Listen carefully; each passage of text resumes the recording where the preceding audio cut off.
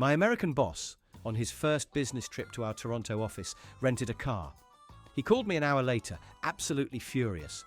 "This piece of junk they gave me is broken. The gas gauge is stuck on F. I've been driving for an hour on the highway and it hasn't moved. I'm going to run out of gas in the middle of nowhere." I had to gently explain that he had driven about 80 kilometers, which is only 50 miles, and that the car's tank was, in fact, still full. An American exchange student in my cooking class in Italy was tasked with making a simple sauce. The recipe called for 10 milliliters of olive oil. He stared at the measuring cylinder in utter bewilderment, then shrugged and poured in what he thought was a splash. It was closer to half a cup. The final dish was an oily, inedible mess. He blamed the recipe, declaring, "This is why Italian food is so greasy. They use a measurement system designed by mad scientists." I was working at a clinic in Australia when an American tourist came in for a checkup. The nurse asked for his weight, and he proudly said, 200 pounds sharp. The nurse converted it and wrote down 90 kilos. The man saw the chart and his face went pale. 90? I'm only 90. Am I dying? I've lost over 100 pounds. Oh my God, it must be a parasite. It took the doctor 10 minutes to calm him down and explain he was perfectly healthy, just metrically lighter. My cousin from Arizona came to visit me in Germany in July during a massive heat wave. He looked at the forecast on his phone, which read 35 degrees Celsius, and started unpacking all his thickest sweaters and a winter jacket. "Dude, you didn't tell me there was a freak cold front. It's only 35 degrees. We're going to freeze." He genuinely thought he was about to experience near freezing weather and refused to believe me when I told him it was actually 95 degrees and dangerously hot outside. An American tourist was trying to buy fabric in a shop in London. She told the clerk, "I need 3 yards of this for a dress." The clerk, holding a meter stick, politely asked, "How many meters would that be?" The woman huffed, "I don't know, I'm not a mathematician." "A yard is a yard. It's a universal measurement, isn't it?" She then proceeded to try and demonstrate the length with her arms, nearly knocking over a display of buttons. I witnessed an American arguing with a rental car agent in France. He was pointing at the car's odometer. "You're trying to rip me off. The website said the car had 50,000 miles on it. This one has over 80,000.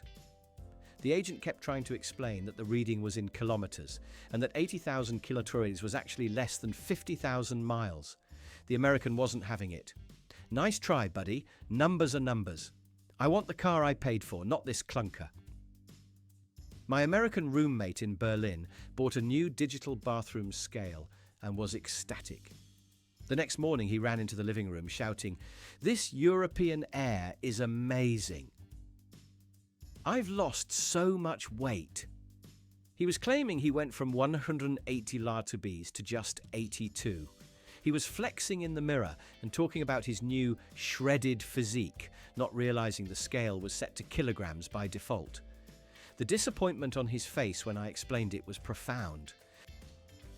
An American family was at the base of a popular hiking trail in Canada. The sign said the waterfall was a 3-kilometer loop.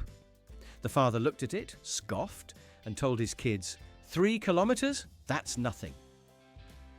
We can do that in 20 minutes, easy. An hour and a half later, I saw them trudging back, exhausted and dehydrated. The dad was complaining, "That was the longest 3 kilometers of my life. They must have a different, longer kind of kilometer up here." At a gym in Spain, an American was trying to impress a group of people by bench pressing what he thought was a huge amount of weight. He loaded the bar with plates that had 25 on them and started shouting, "Yeah, 225, baby, lightweight." He didn't realize they were 25-kilogram plates, not 25-pound plates. He was trying to lift 145 kg, 320 ebs, and the bar didn't even budge off the rack. He blamed it on jet lag. An American tourist in a Rome cafe was complaining to the barista about his espresso. "This is ridiculously small. I asked for a double shot, and you gave me 60 milliliters. In America, a double shot is at least 4 ounces. The barista just shrugged. The tourist then said, "It's a total scam. You guys charge for a full drink, but only give people a thimbleful of coffee. I want my money back for the coffee you didn't give me." My American friend was trying to use the GPS on his phone to navigate Paris. He kept getting frustrated, yelling at the automated voice, "What the hell is 500 meters? Just tell me if it's a block or half a block. Is it a long block? A short block? You're speaking gibberish." He ended up turning it off and trying to navigate by feel, getting hopelessly lost within 10 minutes. An American was on a high-speed train in Japan and saw on the display that the train was traveling at 280 km/h. He turned to his wife and said, with a disappointed tone, "See, this isn't even that fast. It's only 280. My brother's Mustang can do 160. I thought these things were supposed to be futuristic." He had no idea he was traveling at 175 miles per hour. I overheard an American at a gas station outside of Vancouver, Canada, looking at the pump in disbelief. $2 for gas! This is highway robbery! He was yelling at his wife about the socialist prices. He didn't notice the price was per litre and that the Canadian dollar was weaker. He paid, got back in his car, and drove off, not realising he had just paid the equivalent of about $5.50 per gallon. An American woman in an expat group online asked for help with her oven in the UK. "My oven is broken. I set it to 200 like the recipe said, but it barely got warm and my chicken is still raw after an hour."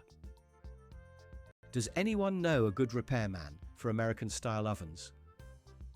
Dozens of people had to explain that her oven was in Celsius and she had set it to 200 degrees, which is nearly 400 degrees, and that her chicken was likely a smouldering cinder. A tourist from the US was at a doctor's office in Ireland, and the doctor told him his son, who had a fever, had a temperature of 39 degrees.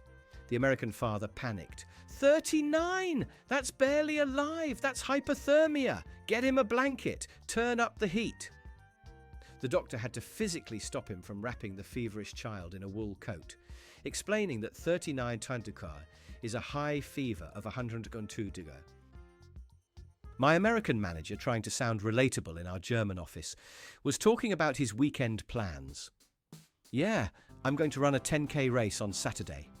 He paused, then added, for our benefit, "That's about 2, maybe 3 miles, right? A nice little jog." The entire room of German engineers who knew perfectly well a 10K is 6.2 miles just stared at him in awkward silence. An American was trying to order a beer in an Australian pub. The bartender said, "We've got pints and schooners." The American, confused, asked, "How many ounces is a pint here?" The bartender admitted he wasn't sure. The American threw his hands up in exasperation. "How can you sell something if you don't even know how big it is? What is this, a guessing game? Just give me the biggest one you have." I was on a flight to France, and the pilot announced the cruising altitude was 10,000 meters. The American man next to me, who had been bragging about his own pilot's license, scoffed loudly. 10,000? We're flying way too low. That's barely off the ground. This pilot is an amateur.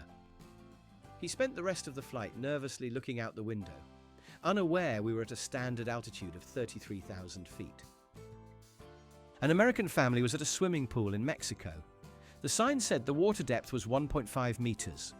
The mother refused to let her children in the deep end. "Absolutely not.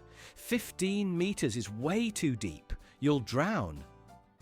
Her husband tried to tell her it was 1.5, but she insisted, "No, in other countries the comma is a period and the period is a comma. It's a 15-meter death trap." My friend from Texas was helping me assemble a bookshelf from IKEA. He looked at the instructions and threw the little wrench on the floor. "This is impossible. It says I need to tighten a 10mm bolt. I have a whole toolbox, and there's nothing in here but inches.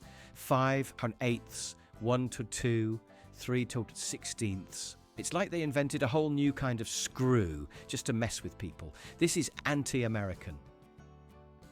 An American tourist in a Dutch cheese shop asked for a pound of Gouda. The shopkeeper cut a piece and put it on the scale, which read 450 Greek. The tourist squinted at it. That's not a pound. A pound is 16 ounces. What is this 450 nonsense? Are your scales broken? Give me the real weight. He was convinced the shopkeeper was trying to shortchange him by using fake numbers. A young American influencer was vlogging her trip to New Zealand. She was standing in front of a road sign that said, "Next town, 80 kilometers." She turned to her camera and said, "Oh my God, you guys, everything is so far away here. We have to drive 80,000 miles to the next town. This country is, like, way bigger than I thought." The comments section was a bloodbath. My American uncle came to visit and wanted to make his famous chili. He sent me a shopping list that included a gallon of milk. I went to the store and bought him 4 1-litre cartons, which is roughly a gallon. He looked at them with disgust. "What is this? Milk for ants? I need a proper gallon jug. How do you people feed your families with these tiny little juice boxes of milk?" An American was trying to get a weather report for his fishing trip in Ireland. The local fisherman told him the wind would be blowing at 20 knots. The American asked, "What's that in miles per hour?" The fisherman shrugged. The American sighed and said, "You know, for a country of sailors, you'd think you'd have a more practical way of measuring wind. It's just confusing for the sake of being confusing." A student from California in my chemistry lab in the UK completely botched an experiment because he refused to use the metric beakers. He brought in his own set of American measuring cups from his kitchen. The professor told him his measurements would be inaccurate. He replied, "A cup is a cup. It's standardized." He ended up creating a foul-smelling foam that bubbled over the table.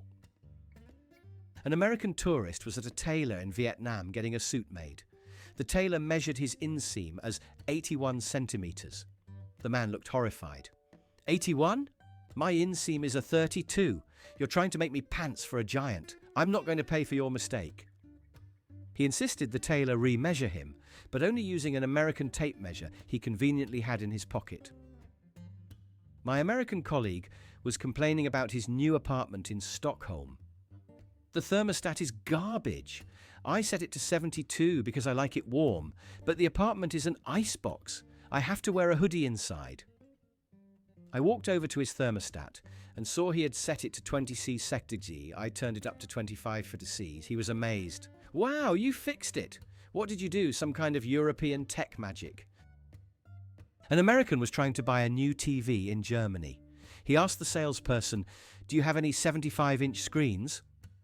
The salesperson pointed to a sign that said 190 centimeters.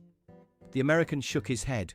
No, I need a 75-inch, not a 190. I don't know what that is. Can you just show me the big ones, the American-sized ones?" A tourist from Florida was on a guided tour of a French vineyard. The guide mentioned the estate covered 20 hectares. The American tourist interrupted, "How many acres is that? Can you put it in terms we can understand? Like, how many football fields?" The French guide just stared at him blankly for a moment before saying, "It is very large," and moving on. My American friend was trying to fill a prescription in Spain. The pharmacist gave him a bottle of pills and said, "Take 500 milligrams twice a day." He looked at the tiny pills in his hand and said, 500? Are you trying to kill me? That's a massive overdose. In the States, the strongest pills are like 10 or 20 milligrams. He was confusing the dosage of 2 completely different types of medication. An American was bragging to his friends at a pub in London about the size of his new truck back home. "Yeah, it's a beast. The tank holds 35 gallons. An English guy next to him said, "Blimey, that's over 150 litres. The American looked at him, confused, and said, "What's a litre?" The entire table went quiet. An American couple was looking at a weather map of Australia on TV, which showed temperatures of 40 degrees Celsius in the outback. The husband said to his wife, "See, honey, it's not that hot there. It's only 40 degrees. It gets colder than that in Chicago." He was planning a summer trip with no concept that he was looking at a forecast of 104 degree F. My American neighbor in Japan was trying to buy a rug. He measured his living room and needed a rug that was 12 feet by 15 feet. He went to a store and tried to explain these dimensions to the staff. They were confused. He got frustrated and drew a rectangle on a piece of paper. "This big," he said, pointing. "Why don't you guys use feet? It's the most logical system. It's based on, a foot." An American tourist was at a butcher shop in Argentina asking for 2 pounds of steak. The butcher cut a piece that weighed just over 900 grams. The American insisted it wasn't enough. "A pound is a pound, man. That's not 2 of them." He made the butcher keep adding tiny slivers of meat until the scale finally read 1 kg, at which point he said, "There, perfect." He bought 2.2 pounds of steak, thinking he had finally gotten his 2 pounds. An American was trying to follow a map while driving through the Italian countryside. The map said the next turn was in 2 kilometers. After driving for what felt like a minute, his wife said, "I think that was our turn." He replied, "No way. We haven't gone 2 miles yet. Kilometers and miles are pretty much the same thing, just spelled different. We've got more time." They ended up 20 miles in the wrong direction.